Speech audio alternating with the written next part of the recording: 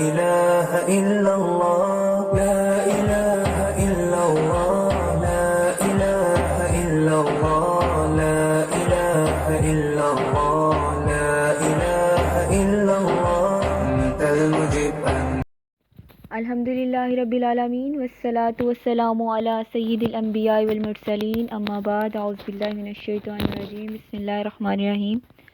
آج کی کہانی کا عنوان ہے جھوٹی قسم کھانے کا انجام۔ کہانی کا آغاز کرتے ہیں۔ الحاج ابراہیم کے پاس اس کا ایک دوست آیا اور کہنے لگا کہ مجھے کچھ رقم کی ضرورت ہے، مجھے قرض دے دیں، میں آپ کو 1 سال کے اندر یہ رقم واپس لوٹا دوں گا۔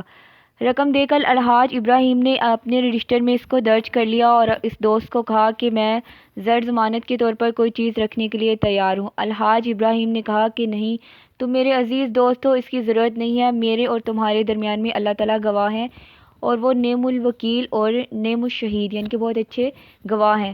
ابھی 1 سال نہیں گزرا تھا کہ الحاج ابراہیم کو اچانک ہارٹ اٹیک ہوا اور وہ وفات پا گئے۔ ان کے لواحقین میں سے ان کی بیوہ اور 4 بچے تھے۔ سب سے بڑے بیٹے کی عمر 13 سال تھی۔ ایک دن ان کی بیوی نے اپنے خاوند کے رجسٹر کو چیک کیا کہ کس سے کیا لینا ہے اور کس کو کیا دینا ہے۔ اس میں تمام حسابات درج تھے۔ اس نے دیکھا کہ اس کے فلاں دوست نے قرض لیا تھا اور 1 سال بعد یہ واپس دینا تھا۔ اس نے اپنے دوست کے شوہر کو پیغام بھیجا اور اس کو کہا کہ اس کا قرض جو ہے وہ واپس دیا جائے۔ اس نے جواباً یہ کہا کہ میں نے حاجی صاحب سے کوئی قرض نہیں لیا، لہٰذا میں قرض واپس کس چیز کا دوں۔ جب اس پر دباؤ ڈالا گیا تو اس نے کہا کہ ہاں مجھے یاد آیا، میں نے کچھ رقم بطور ادھار لی تھی مگر وہ تو مدت ہوئی واپس کر دی ہے۔ اب لوگوں میں یہ بات مشہور ہو گئی۔ 2 گروہ بن گئے۔ ایک گروہ الحاج ابراہیم کے ساتھ تھا کہ اس کے بارے میں یہ بات مشہور تھی کہ وہ لوگوں کو رب کی رضا کی خاطر قرض دیا کرتا تھا اور کسی سے بھی زر ضمانت نہیں رکھواتا تھا، نہ ہی تحریر لیا کرتا تھا، یعنی کہ وہ لوگوں پہ بھروسہ اللہ کو گواہ بنا کر رکھتا تھا۔ دوسرا گروہ اس شخص کے ساتھ تھا جس نے قرض لیا تھا۔ ان کا کہنا تھا کہ یہ ایک نامعقول سی بات ہے کہ حاجی ابراہیم جیسا سمجھدار شخص اتنا بڑا قرض دے اور بغیر کسی تحریر یا ضمانت کے دے دے۔ ابراہیم کی بیوہ نے علاقے کے بعض سے لوگوں کے ذریعے اس شخص پر دباؤ ڈالا کہ وہ رقم کو واپس کرے مگر ادھر سے مکمل انکار تھا۔ مایوس ہو کر عورت نے عدالت میں مقدمہ درج کر دیا۔ عدالت نے فریقین کو بلوایا۔ دونوں فریق عدالت میں حاضر ہوئے۔ فریقین کے دلائل سننے کے بعد جج نے کہا کہ میری ذاتی رائے میں اس شخص نے بلا شبہ حاجی ابراہیم سے قرض لیا تھا اور اس میں اس کا اندراج بھی کیا تھا، مگر رجسٹر میں لکھ دینا کافی نہیں ہے، اس پر دستخط لینے ضروری تھے۔ اب یہ کہتا ہے کہ اس نے قرض واپس کر دیا۔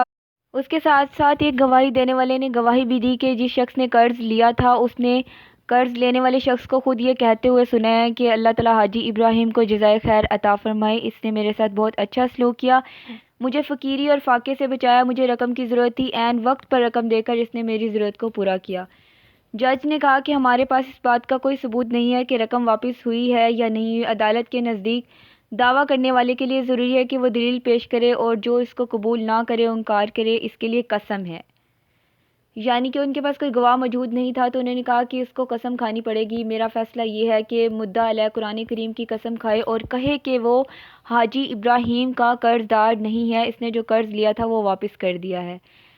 چونکہ گواہ موجود نہیں تھا، بات قسم پہ ختم ہو رہی تھی کہ قسم کھا کر بات کو ثابت کر دیا جائے۔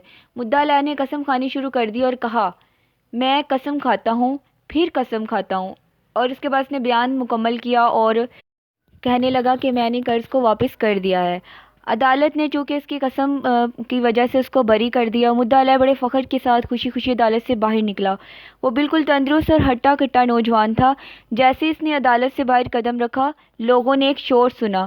مدعا علیہ زمین پر گرا پڑا تھا، اس کے جسم کا ایک سرا عدالت کے اندر اور دوسرا باہر تھا، اور لوگوں کے منہ سے خوف کے مارے دبی دبی سی چیخیں نکل رہی تھی اور وہ کہہ رہے تھے ہائے وہ مر گیا، وہ مر گیا، وہ تو بہت نوجوان تھا، اس کی عمر جوانی کی تھی، وہ مر گیا۔ اس قصے کو بیان کرنے والے جو راوی ہیں وہ کہتے ہیں کہ میں الحاج ابراہیم کا پڑوسی تھا، تو وہ کہتے ہیں کہ میں بھی اس عدالت میں حاضر تھا۔ اس کی عبرت ناک موت سے میں بہت زیادہ متاثر ہوا۔ میں نے اس طرح کیا کہ الحاج ابراہیم کے گھر گیا اور پردے میں اس کی بیوی سے کچھ بات چیت کی، اور وہ بات چیت کچھ اس طرح سے تھی۔ وہ کہتی ہیں کہ میرا خاوند نہایت ہی متقی شخص تھا، وہ لوگوں کے کام آتا، ان کی چھوٹی موٹی حاجات کو پوری کرتا، اس کے پاس ہر قسم کے لوگ آیا کرتے تھے، غریب بھی، امیر بھی، سفید پوش بھی، وہ لوگوں کو قرضے دیا کرتا تھا۔ بعد میں حدیث رسول صلی اللہ علیہ وآلہ وسلم کے مطابق غرباء اور فقراء کو معاف کر دیتا اور امیروں کو مہلت دے دیتا۔ اس نے ایک رجسٹر تیار کر رکھا تھا جس میں ان قرضوں کی تفصیل وہ لکھا کرتا تھا۔ قرض لینے والوں میں سے کم ہی لوگ ایسے تھے جن سے اس نے دستخط کروائے ہوں۔ ان کی بیوی کہتی ہے کہ میں نے کئی مرتبہ ان کو توجہ دلائی کہ کم از کم لوگوں سے لکھوا لیا کریں، تو اس کے جواب میں وہ ایک ہی بات کرتا کہ یہ مال جو ہے یہ اللہ تعالیٰ کا ہے اور میں خود کسی زمانے میں فقیر تھا، اللہ تعالیٰ نے اپنے فضل سے مجھے غنی کیا ہے۔ فیصلے کے 3 بطور مدعی، چونکہ وہ عورت حاضر تھی، عدالت کے اندر موجود تھی، جب قاضی نے اس شخص کو بری قرار دیا تو اس نے جھوٹی قسم اٹھائی، تو وہ کہتی ہیں کہ میرا جسم کانپ اٹھا اور مجھے یقین تھا کہ یہ شخص جھوٹا ہے اور اس نے اللہ کی کتاب کا واسطہ دینے کی جرت کر لی ہے۔ تو وہ کہتی ہیں کہ اس وقت میرے منہ سے ایک بددعا نکلی کہ اے اللہ، تو خفیہ اور پوشیدہ باتیں جانتا ہے، تجھے غیب کا علم بھی ہے۔ اے اللہ، اگر یہ شخص اپنی قسم میں جھوٹا ہے تو اسے لوگوں کے لیے عبرت بنا دے۔ اے قوی، اے جبار، یعنی کہ انہوں نے اللہ تعالیٰ کے ناموں کا واسطہ دیا۔ اور پھر وہ کہتی ہیں کہ میں نے اپنی آنکھوں سے اسے عدالت سے باہر گرتے دیکھا۔ بلا شبہ وہ اللہ کے سامنے تو بری نہیں ہو سکا، البتہ دنیا کے سامنے وہ بری ہوا تھا۔ پھر وہ بیان کرتی ہیں کہ ایک رات، شدید سرد رات کو، جب لوگ اپنے بستروں میں بیٹھے ہوئے تھے، آدھی رات کو الحاج ابراہیم کے گھر کی گھنٹی بجنے لگی، یعنی کہ کسی نے دروازے کو نوک کیا۔ جب وہ کہتی ہیں کہ میں دروازے پر گئی تو دروازے پر ایک باوقار با پردہ عورت اپنے 6 سالہ بچے کے ساتھ کھڑی ہوئی تھی۔ الحاج ابراہیم کی بیوی نے دروازہ کھولا، سامنے دیکھا تو اس قرض دار کی بیوی تھی اور وہ اپنے اکلوتے بیٹے کے ساتھ کھڑی تھی۔ اس نے الحاج ابراہیم کی بیوی سے کہا کہ میرے خاوند نے بڑی عدالت میں جھوٹ بولا ہے، اس نے الحاج ابراہیم کا قرض واپس کر دیا ہے، جبکہ مجھے معلوم تھا کہ وہ جھوٹ بول رہا ہے۔ میں نے اس کو سمجھانے کی بہت زیادہ کوشش کی کہ وہ ایسا نہ کرے، ان کا مال انہیں واپس دے دے۔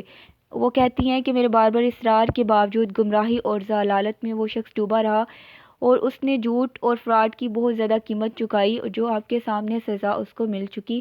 پھر وہ کہتی ہیں کہ میں یہ رقم لے کر آپ کے پاس آئی ہوں جو کہ آپ کی ہے، آپ اس کو قبول کر لیں۔